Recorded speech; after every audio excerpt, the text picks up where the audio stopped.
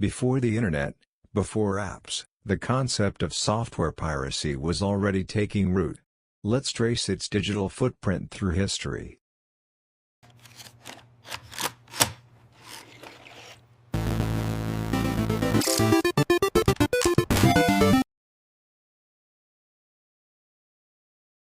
Begins in the 1970s and 80s, a time of fledgling personal computers.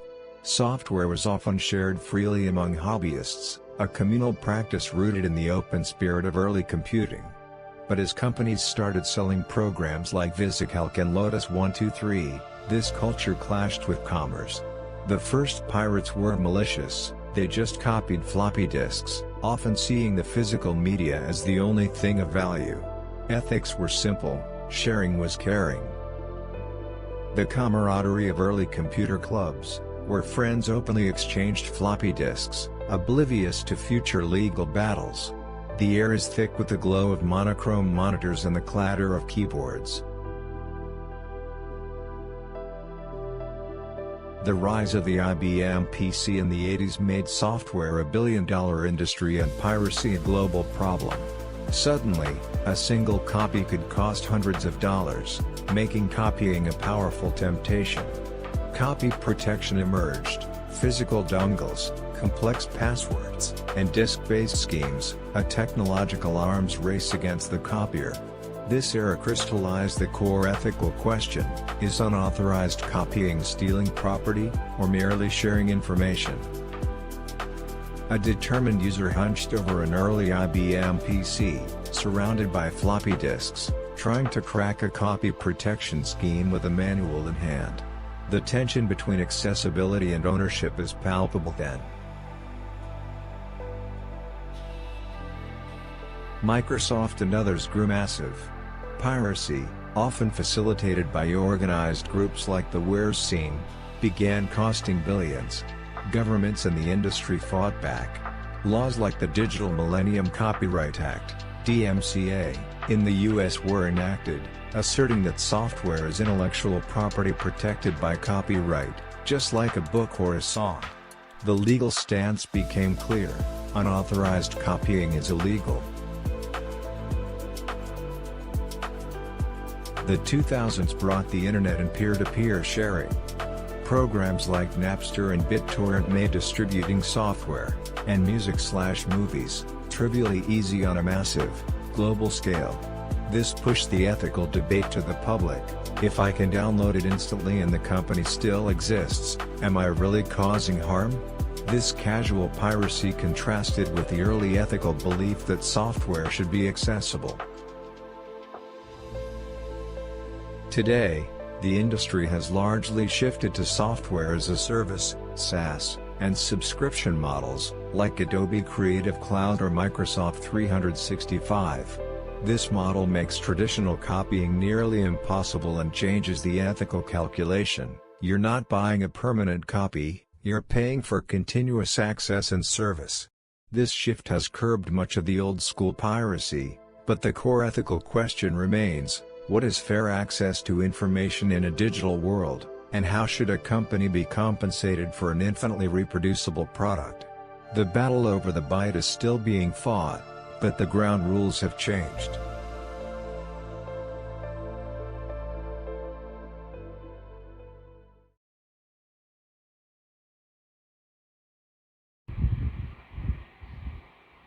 Hi.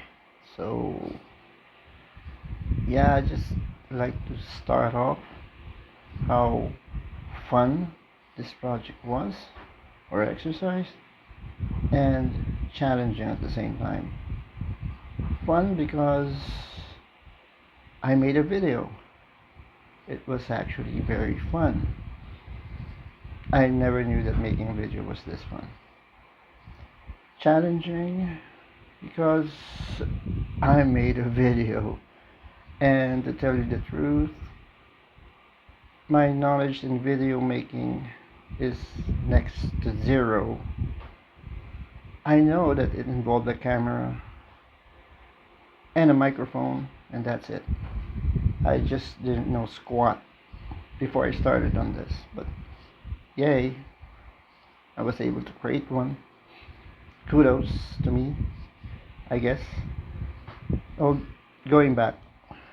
So my sources on this, I'm not sure if I need to start on that, but yeah, sources were mostly in Wikipedia, and I'm just reading off on my notes here. Yeah, bytescore.com, Scribble, the website, and the copyright.gov website for the DMCA part. Um, yeah, well, I'll be including this in the actual posting, so I should be able to reference all of these for your viewing. And the sources were I'm using a Linux based system for my machine here. So I used KDen Live, that's KDEN Live. It's a free video editing software for Linux. It's actually good, straightforward. Well, not really straightforward, but once you get the gist, everything is downhill from there. And then this one's a no-brainer, Audacity. I've been using this since the beginning of my Linux days. I'm not an expert. Please don't mark me as an expert since I've been using this for a long time, but I know how to use this, and it's a good uh, audio editing tool. So this is my preferred choice. For the uh, text to speech part, I used the website on this one. I just didn't like installing another software for this, a one-time use software. So I used a website. It's free. It's called tssmp3.com.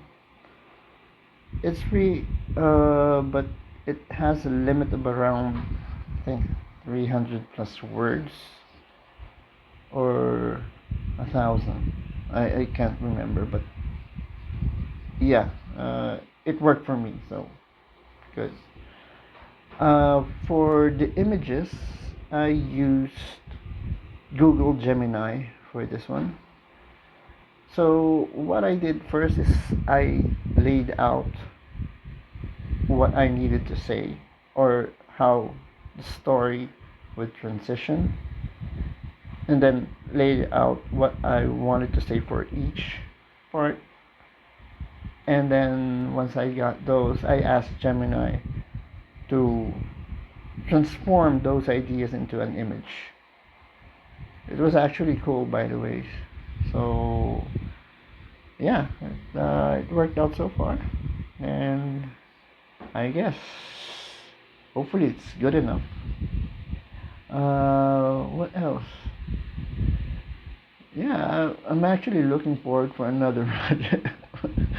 Another project for making a video, something. But I guess for now I need to go back to reality.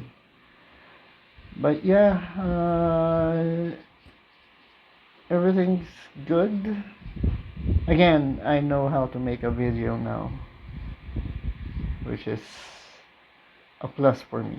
So yeah, again, well, that's it. Yeah. Thanks. Cheers, everyone.